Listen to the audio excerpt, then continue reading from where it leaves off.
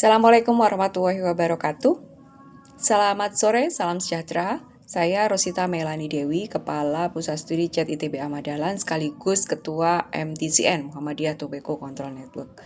Pada kesempatan kali ini saya akan berbicara sebagai akademisi yang fokus pada kebijakan pengendalian tembakau, khususnya kebijakan fiskal pengendalian tembakau.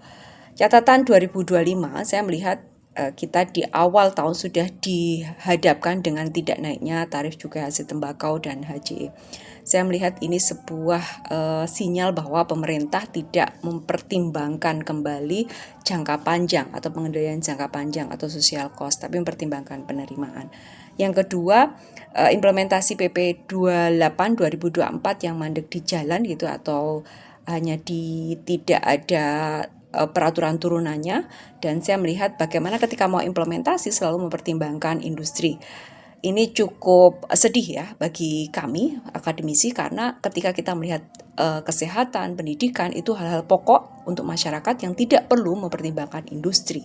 Jadi kementerian tidak perlu mempertimbangkan industri karena regulasi itu harus dibuat dan kemudian industri harus patuh. Selanjutnya, bagaimana regulasi rokok elektrik yang dijadikan satu dengan mesin-mesin elektrik lainnya. Sebaiknya atau kita berharap seperti tahun lalu di 2017 rokok elektrik diatur sendiri, terutama bagaimana biaya masuknya sampai pada peredarannya di Indonesia.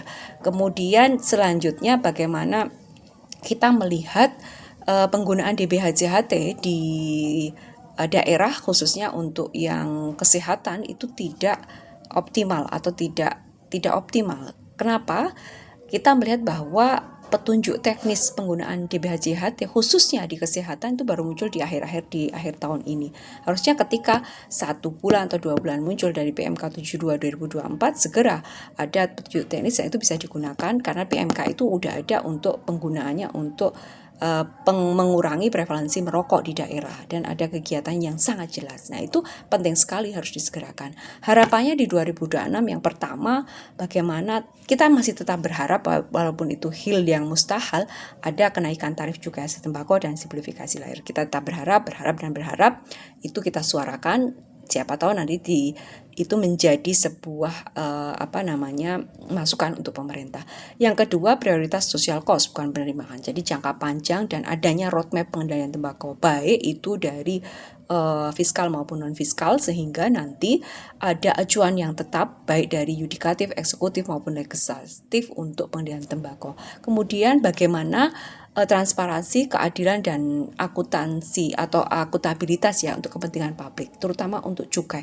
Cukai itu dipungut untuk penerimaannya besar-besarnya untuk pengendalian, karena filosofi cukai itu dikenakan untuk produk yang harmful atau ada eksternal negatif, sehingga dipungut untuk pengendalian bukan untuk penerimaan, sehingga kita lihat 97% penerimaannya itu di pusat yang kita tidak tahu untuk apa, hanya 3% yang kita tahu dibagi hasilkan untuk daerah, dan itu laporannya rigid sekali. Saya pikir itu perlu digaungkan kepada Menteri Keuangan juga.